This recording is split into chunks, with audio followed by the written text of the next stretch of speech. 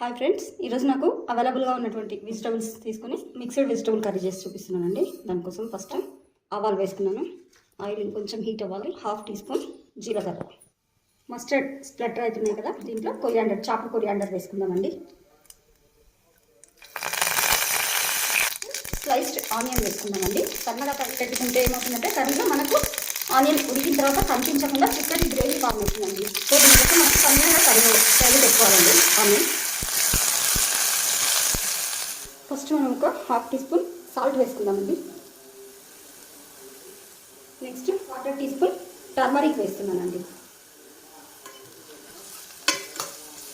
బాగా మిక్స్ చేసుకొని ఇప్పుడు దీంట్లో జింజర్ గార్లిక్ పేస్ట్ వేసుకుందామండి. జింజర్ గార్లిక్ పేస్ట్ కూరకు సరిపడా నూనె పెట్టుకున్నానండి. దీన్ని మిక్స్ చేసుకుందాం. 1 టీ స్పూన్ వేస్తున్నానండి. ఫ్రెష్గా నూనె పెట్టుకుంటే మనకు ఈ విధంగా కర్రీ చేసుకునేటప్పుడు ద ఫ్లేవర్ బాగుంటుందండి. ఇప్పుడు దీంట్లో నేను పచ్చిమిర్చిని ఈ విధంగా ఆయిల్లో ఫ్రై చేసుకుని గార్లిక్, పసుపు, సాల్ట్ అన్నీ మిక్స్ చేసుకొని గ్రైండ్ చేసి పెట్టుకున్నానండి. అంటే రోట్లో నూనె పెట్టుకున్నాను. దాన్ని కూడా కొంచెం 1/2 టీ స్పూన్ వేసుకుంటే కర్రీకి టేస్ట్ యాడ్ అవుతుందండి, extra taste.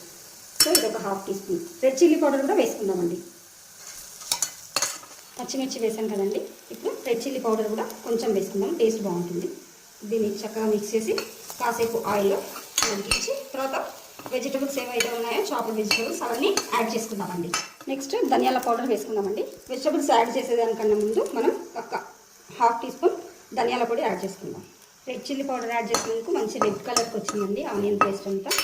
Next green peas వేసుకుందామండి.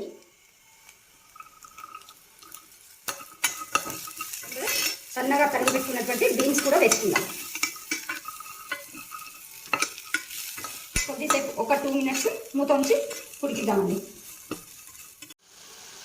ఇప్పుడు వీటిలో ఉండే వాటర్ కొంచెం రిలీజ్ అయింది కదండి. ఇప్పుడు దీంట్లో చాప్ చేసుకున్నటువంటి బ్రోకలీ యాడ్ చేద్దామండి.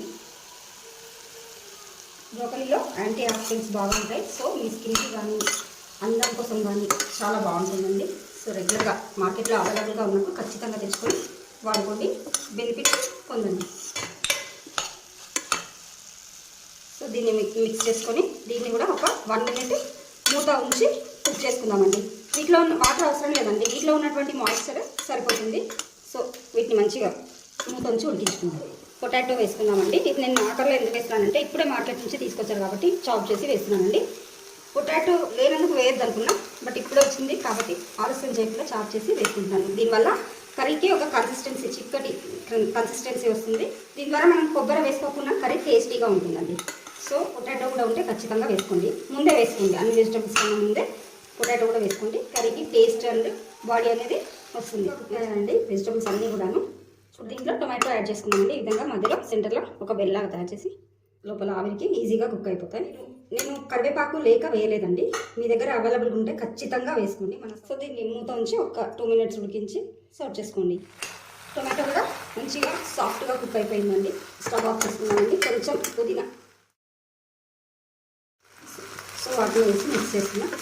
మీకు ఇష్టం ఉంటే కర్రీలో ఏ కర్రీలో అయినా కొంచెం మస్టర్డ్ పౌడర్, క్యూమిన్ పౌడర్ కలిపి గ్రైండ్ చేసుకున్నటువంటి పౌడర్ ఉంటే వేసుకోండి. కర్రీ చాలా బాగుంటుంది. అది స్పెషల్లీ ఈరోజు టిప్ ఏంటంటే సమ్మర్లో కర్రీస్ ఏవి ఖరాబ్ కాకుండా 1 డే వరకు ఫ్రెష్గా ఉంటాయండి ఆవపొడి వేసినట్లయితే.